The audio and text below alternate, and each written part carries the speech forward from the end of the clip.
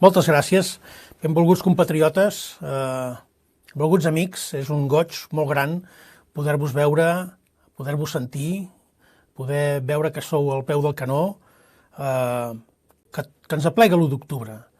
És evident que han passat 6 anys i en passaran 100 i recordarem amb orgull i amb esperança la gesta històrica de l'1 d'octubre, el dia en què Catalunya va decidir de manera democràtica, exercint el dret a l'autodeterminació, començar a caminar com a república independent.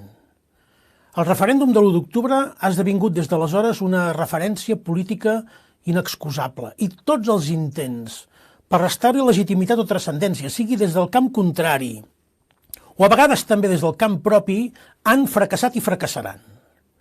Hem resistit repressions, sentències, exili, espionatge, tota mena de violència institucional de l'Estat i atacs que aquests dies heu vist com s'intensifiquen perquè mai no hem perdut de vista que si bé l'1 d'octubre el van organitzar les institucions, els partits i les entitats de la societat civil, qui el va fer possible va ser la mobilització del poble.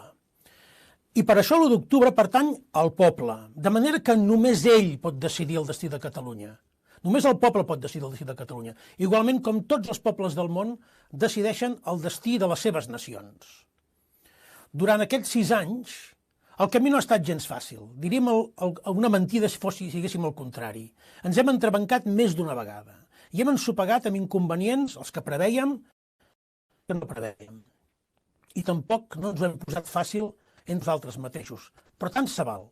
Fins i tot així, fins i tot amb totes les urpades incessants de les clavegueres i de l'estat profund, l'1 d'octubre és un colossal exemple de resiliència i de resistència. I amb aquestes eines hem de fer aquelles feines que ens queden pendents, sense perdre l'alè, sense perdre els nostres punts cardinals, ni tampoc malvendre'ls buscant sortides personals en lloc de fer passes endavant per l'avenç col·lectiu. De cada entrebancada ens n'hem alçat.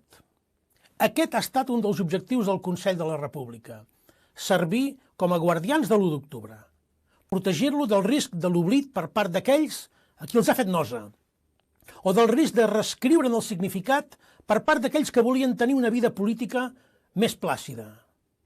Nosaltres hem tingut sempre present que, passés el que passés en el marc de la política autonòmica, calia mantenir la posició, calia consolidar-la per quan es donguessin les circumstàncies per un nou avenç nacional.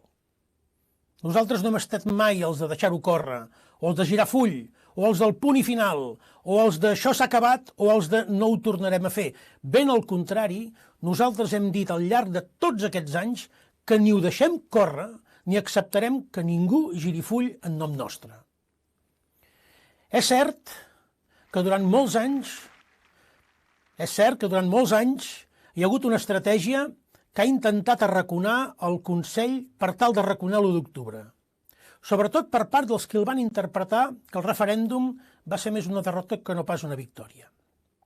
Però això ha canviat, això està canviant. I avui veiem com hi ha un retorn a l'1 d'octubre, un retorn que jo vull saludar amb satisfacció i amb esperança. Avui fa un any vam advertir del risc que representava pel procés d'independència allunyar-se de l'1 d'octubre.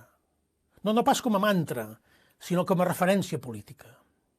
I vam advertir que nosaltres no ens resignaríem a la pax autonòmica que se'ns proposava de manera a vegades molt poc subtil. Avui les coses han començat a canviar, no prou, ni de bon tros, però sí en la bona direcció. I cal que entre nosaltres explorem més aquest camí i de manera més efectiva. No per la pressa, sinó perquè no tot el temps del món i ja n'hem perdut massa. De manera que, si ho permeteu, amics i amigues, ja n'hi ha prou d'autoflagelar-nos, d'exigir una perfecció que mai no assolirem. La independència la culminarem també amb més autoestima, que no vol dir absència d'autocrítica, amb més empatia, que no vol dir comprensió absoluta, amb més convenciment del que som capaços, que no vol dir ignorar les nostres mancances i els nostres límits. I, és clar, essent inevitablement imperfectes i cometent errors, que no vol dir que ens hi resignem. No dic res que no haguem estat capaços de fer avui fa 6 anys. Tots en tenim exemples propis, personals, de molts propers. La fórmula existeix i només ens hem de decidir a aplicar-la. Ho tenim a les nostres mans, però depèn de la nostra voluntat. Perquè la capacitat l'hem i l'heu demostrada.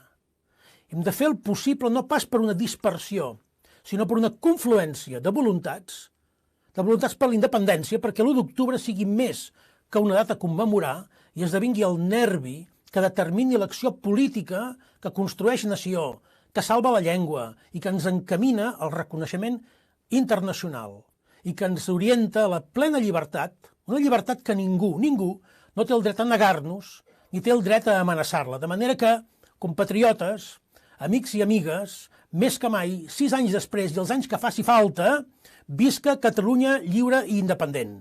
Moltes gràcies.